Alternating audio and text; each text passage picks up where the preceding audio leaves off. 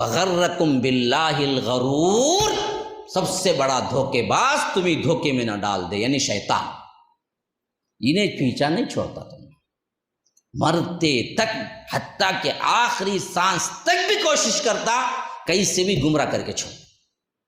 اسی بات سے وہ واقعہ بعض علماء سلف نے بڑے اتھینٹیکیشن کے ساتھ بیان کیا ہے حضرت امام احمد ابن حنبل کا، کہ آخری وقت جب ان کا آیا، بہت بڑے اللہ والے امام تھے اور زندگی میں بڑی تکلیفیں آئی ایمان کے لیے، کوڑے لگوائے گئے، بادشاہ کے بات کو نہ ماننے کی وجہ سے ان کو لہو لہان کر دیا گیا، خون نکلنے لگا، لیکن انہوں نے کیا نہیں کیا، کبھی غلط فتویٰ نہیں دیا، مار کھایا، اذیتیں سہی، اسی لیے امام اہل سنہ کا لقب دیا گیا انہیں، احمد ابن حنبل کو، پوری زندگی تکلیفیں سہی لیکن ایمان کو بچا لیا، جیل گئے، کوڑے لگے، زخمی ہوئے، لیکن ایمان ذرہ برابر ٹس سے مس نہ ہوا ان کا۔ ایسے وقت میں جب بالکل آخری وقت میں مرض وفات میں موت کے قریب پہنچ گئے تھے، کچھ دیر کے لیے اپنے رشتہ داروں سے جو بیٹھے ہوئے لوگ تھے ان سب سے کہا کہ تھوڑی دیر کو مجھے اکیلا چھوڑ دو، تھوڑی دیر کو مجھے اکیلا چھوڑ دو۔ رشتہ داروں نے پوچھا کہ امام، اور خاص طور پر رشتہ داروں سے زیادہ ان کے شاگرد تھے ساتھ میں، کیونکہ جو عالم ہوتا ہے، جو استاد ہوتا ہے، اس کے ساتھی سو اصل شاگرد ہی ہوتے ہیں، وہی اس کے بیٹے، روحانی بیٹے ہوتے ہیں، تو ان کے شاگرد تھے ساتھ۔ انہوں نے کہا کہ امام اس وقت میں آپ کو اکیلا کیسے چھوڑوں، آپ کیوں کہتے ہیں کہ اکیلا چھوڑ دو؟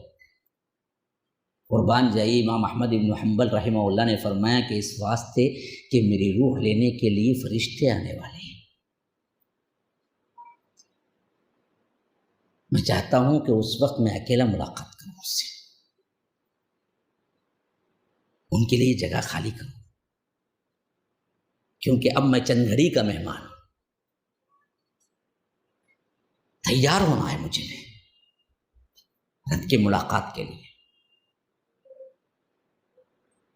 تو تمام شاگرد نکل کے کیا کیے، باہر آ گئے، لیکن دل اندر سے تڑپ رہا تھا، تو وہ ایک جنل تھا، ونڈو، ایک سوراخ تھا، وہاں سے وہ دیکھنے لگی کہ اب کیا کیفیت ہو رہی امام کی۔ تو دیکھا کہ وہ آہستہ سے ہاتھ ہلا رہے ہیں، لا لا، اور زبان سے بھی کہہ رہے ہیں لا لا لا لا، نہیں نہیں۔ اور کچھ دیر گزر گئی تو تھوڑا سا اور ہوش آیا، میری طبیعت سنبھلی، تو رشتہ دار اور شاگرد پھر اندر آ گئے۔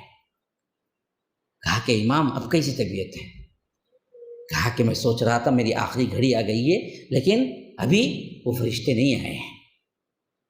تو پوچھا اچھا، تو تب ہم باہر گئے تھے تو آپ کس سے باتیں کر رہے تھے کہ لا لا لا لا بتا رہے تھے کسی کو؟ کہا کہ ہاں ہاں، میرے ساتھ یہ ہوا کہ شیطان آیا تھا، کیونکہ مرتے وقت شیطان کی انتہائی کوشش ہوتی ہے کیسے بھی کافر بنا کے مارے، کیسے بھی گنہگار بنا کے مارے، تاکہ مرتے ہی جہنم جائے، انتہائی کوشش ہوتی ہے شیطان کی۔ تو شیطان میرے پاس آیا، کہا کہ میں نے ہزاروں کو یہ موت کی جانکنی کے وقت گمراہ کر کے چھوڑا احمد، لیکن تو میرے ہاتھ سے بچ گیا۔ اس نے کہا تو میرے ہاتھ سے بچ گیا۔ کہا کہ نہیں نہیں نہیں، میں نہیں بچا، میرا اللہ نے بچایا۔ انہوں نے کہا میں نہیں بچا، میرے اللہ نے بچایا۔ اس نے کہا کہ نہیں نہیں نہیں نہیں، اب بھی بہکانے کی کوشش کی، تیرے علم نے تجھے بچا لیا۔ انہوں نے کہا کہ نا نا نا نا، ابھی بھی کیا کر رہا تھا، انہیں تکبر میں ڈال کے گمراہ کرنے کی کوشش کر رہا تھا۔ کہا کہ لا لا نا نا نا، میرے اللہ تبارک و تعالی نے مجھے بچایا۔ اس کے بعد آخری میں کہا کہ خیر جو بھی ہو، لیکن تو میرے ہاتھ سے تو بچ ہی گیا۔ تو میں نے کہا آخری میں لا لا لا، ابھی کہاں بچا، سانس باقی ہے، بچا تو اس وقت جب سانس نکلی تھی، ابھی بھی تو گمراہ کر سکتا ہے مجھے، ابھی تو زندگی باقی ہے۔ میں تو تجھ سے بچا اسی وقت سمجھوں گا جب سانس ہی نکل جائے گی، موت کے منہ میں چلا جاؤں گا، تب جا کے مجھے اطمینان ہوگا کہ میں بچ گیا تجھ سے۔ ورنہ تو پوری زندگی تو مجھ سے لگا رہتا ہے، تو مجھے دھوکہ دینے کی کوشش کرتے رہتا ہے، پر زندگی کا کوئی مرحلہ ایسا ہم کو پتہ نہیں کہ اچانک کیا ہے ہم پر آ جائے اور گمراہ ہو جائیں اور موت کا پنجہ ہم پہ گاڑ دیا جائے اور ہم کیا ہیں، جہنم کا شکار ہو جائیں۔ اللہم احفظنا منہم، اللہم احفظنا منہم، اللہ ہی محفوظ رکھے۔ تو اسی لیے